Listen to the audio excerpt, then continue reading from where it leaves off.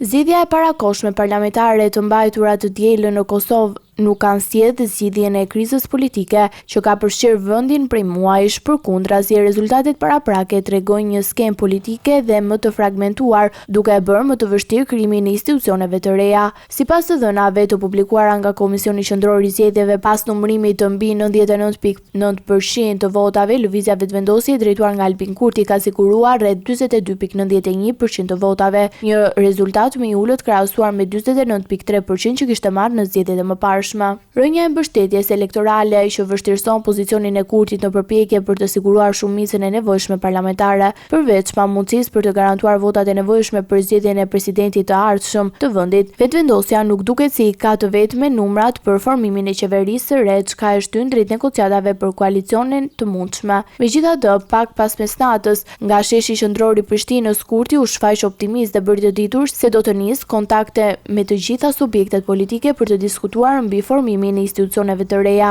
Nga ana tjetër, partitë opozitare kanë shënuar rritjen e lehtë. Partia Demokratike e Kosovës, e përfaqësuar nga Bedri Hamza, ka arritur 21.13% të votave, duke ruajtur pozicionin si forca e dytë politike në vend. Rritjen më të madhe ka regjistruar Lidhja Demokratike e Kosovës nga 13.6% në zgjedhjet e kaluara. LDK ka arritur në afër 17.56% të votave. Kryetari i saj, Lumir Abdixhiku, e cilësoi këtë rezultat si rekuperimin më të madh të një force politike në vend. Në vendin e katërt është rënditur Aleanca për Ardhmërinë e Kosovës, e drejtuar nga Ardia Angjini, e cila ka siguruar rreth 7.16% të votave, duke përmirësuar rezultatin krahasuar me zgjedhjet e mëparshme. Rritje ka shënuar edhe lista serbe, e cila ka kaluar nga 4.8% për rreth 6.19% të votave.